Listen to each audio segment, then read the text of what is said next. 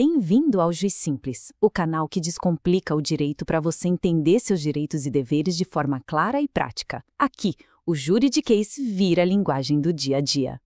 Então, vamos começar com uma pergunta que, olha, gera muita confusão. Pensa numa situação. Alguém te deve um dinheiro, você entra na justiça, e depois de um tempo, o juiz bate o martelo. Sai a sentença dizendo, fulano tem que pagar. E aí, fim de papo? O processo acabou? Muita gente acha que sim, que o dinheiro vai cair na conta no dia seguinte. Mas, na realidade, a jornada de uma decisão judicial muitas vezes está só começando.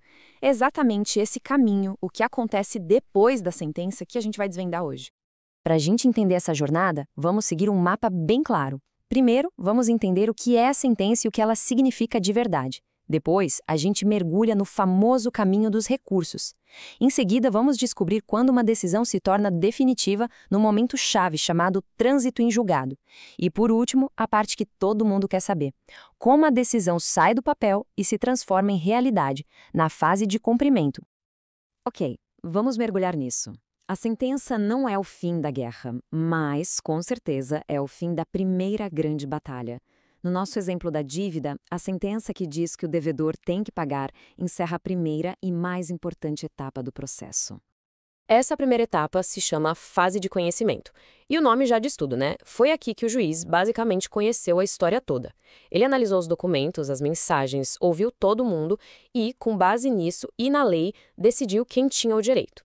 A sentença é o resultado final dessa análise. É o juiz declarando, sim, essa dívida existe e tem que ser paga. Mas e se o devedor do nosso exemplo não concordar com essa decisão? Ele pode achar que o valor está errado ou que o juiz não olhou direito uma prova importante. É aí que a gente entra na segunda etapa, o caminho dos recursos. É a chance de contestar o que foi decidido.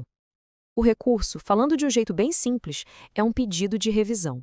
A parte que se sentiu prejudicada usa essa ferramenta para dizer: olha, tribunal, com todo respeito, acho que o juiz lá da primeira instância se equivocou. Por favor, analisem o meu caso de novo. O objetivo é claro: mudar, anular ou pelo menos ajustar aquela primeira sentença.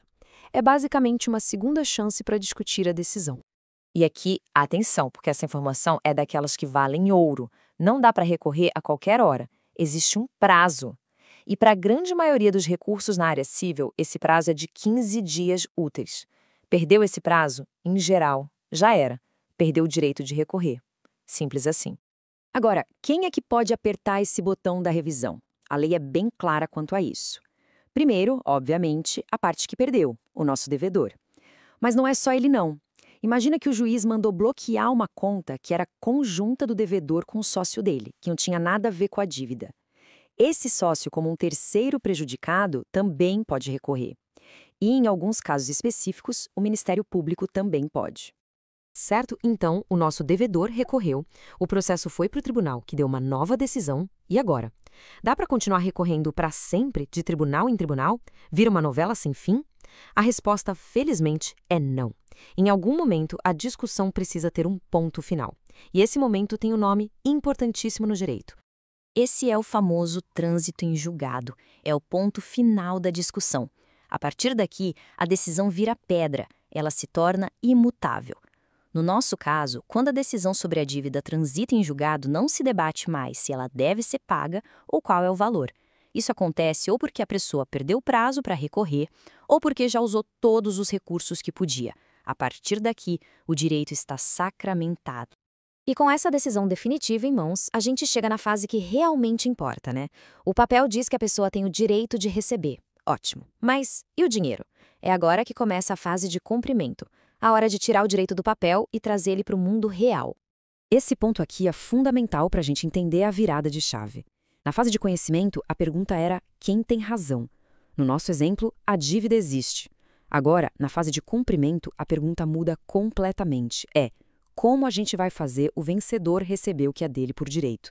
A gente sai da discussão teórica para entrar na ação prática, para fazer a justiça acontecer de verdade. E como isso funciona na prática? É bem direto. Quem ganhou a causa avisa o juiz que quer iniciar o cumprimento. O devedor, então, é intimado para pagar a dívida, geralmente em 15 dias. E se ele não pagar? Bom, aí o jogo muda. A justiça começa a procurar ativamente por bens do devedor, dinheiro em conta, carro, imóvel, qualquer coisa que possa ser usada para quitar aquela dívida. É a famosa penhora entrando em ação. E olha só que interessante, existe uma exceção muito importante a essa regra de ter que esperar tudo acabar. Em algumas situações bem urgentes, como em decisões sobre pensão alimentícia, não precisa esperar o tal do trânsito em julgado. A parte pode iniciar um cumprimento provisório, ou seja, já começar a cobrar o que é devido, mesmo que ainda tenha um recurso rolando. A lei entende que a necessidade de uma criança, por exemplo, não pode esperar toda a burocracia do judiciário. E tudo isso nos leva a uma reflexão final. A justiça se faz com a sentença que declara um direito no papel ou com a ação que efetiva esse direito na vida de uma pessoa. Para quem esperava receber aquela dívida do nosso exemplo, a justiça de verdade não é o papel assinado pelo juiz, mas sim o dinheiro na conta.